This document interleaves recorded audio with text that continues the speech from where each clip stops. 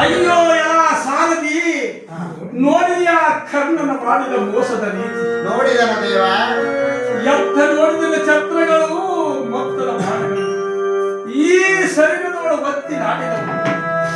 ಕತ್ತರಿಸಲಿಕ್ಕೆ ಕರಗಳು ಇಲ್ಲದ ಕಾರಣ ಈ ಸತ್ವವು ಹಿಡಿಮುಗಾಗಿ ಈ ಬುದ್ಧಿಯಲ್ಲಿ ನಿಲ್ಲುವುದಕ್ಕೆ ಜೀವವು ತತ್ತರ ಪಡುತ್ತರು. ಸಾರಥಿ, ಎನ್ನ ಶರೀರವು ಶಸ್ತ್ರಾಯುಧವು ಪಿಡಿಯುವುದಕ್ಕೆ ಹಸ್ತವನ್ನು ಇದ್ದರೆ ಅಸ್ತ್ರಾವತಿಯು ಅರಸನ ಬರವಲ್ಲ. ಕ್ಷತ್ರಿಯ ಧರ್ಮಕ್ಕೆ ಹೆದರಿದ್ದವಾಗಿ ಏಸಿ ಕರ್ಣನ ಮಾತ್ರಕ್ಕೆ ಎನ್ನ ಮೋಸ ಮಾಡಿದರು. ಈ ಬುದ್ಧಿ ಶೂನ್ಯರಾದ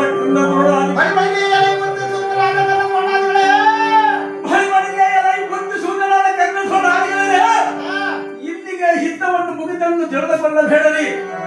ರೌದ್ರವಂತ ಮುದ್ದೆ ಅಂದು ಒಪ್ಪುವ ಮಹತ್ ವೀರರಾದ ಜನಗಳು ಈ ಸುದ್ದಿಯನ್ನು ಕೇಳಿದ ಹಾಕ್ಷಣಕ್ಕೆ ನಿಮ್ಮ ಜನಗಳ ಅರೆ ಹತ್ತಿನಂತೆ ಹಾಡಿಸಲಿ ಎಂದಿಗೆ ಬಿಡಬಲ್ಲ. ಇದನ್ನು ಮರೆಯಬೇಡರಿ.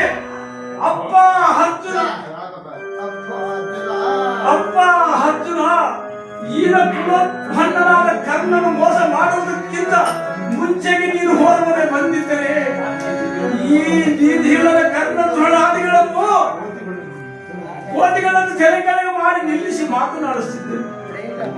ನನ್ನ ಪ್ರಾಚೀನ ಹೀಗಿರಲಿಕ್ಕಾಗಿ ನೀನೇನಕ್ಕೆ ಬಂದಿ? ನನ್ನ ಕೊರವಕ್ಕೆ ನೀನೇನು ಮಾಡಿ? ಈ ಮಗನೇ ಹೋಗಿ ಬೇಡಂತ ಎಷ್ಟು ಹೊಡೆದುಕೊಂಡರೆ ಮೂಡ ಮನೆಯಿಂದ ಹೋಗಿ ಕೋಡಿಯ ಕಾಲಗದಲ್ಲಿ ಮಡದಿಯ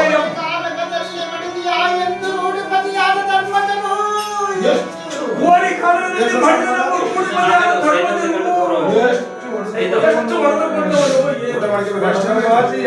ಪರಮಭಾತಿಯಾದ ಸುಭದ್ರಾ ದೇವಿಯು ಈ ವಾರ್ತೆಯನ್ನು ಕೇಳಿದಷ್ಟು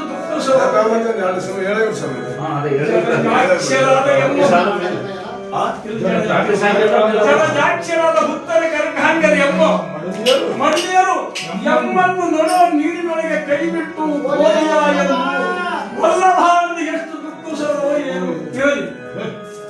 ಸಾರಥಿ, ಈ ರಣಪಡಿಯಲ್ಲಿ ನಾನು ಮಿಡುಕಿ ಮಾಡಬಾರದೆಂದೆ ಧೈರ್ಯಾಂಕುರನಾಗಿ ಈಗ ಸ್ವಲ್ಪ ಹೊಂದುವಂತಹ ಒಂದು ಕಾರ್ಯವನ್ನು ಮಾಡಿರುವುದಕ್ಕೆ ಈ ಗತದ ಅವಲೇಶೆಯನ್ನು ಬಿಡಬೇಕು.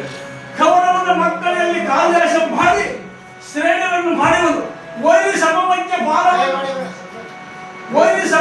ಭಾರವನ್ನು ತೋರಿಸಿ ಪ್ರಾಣವನ್ನು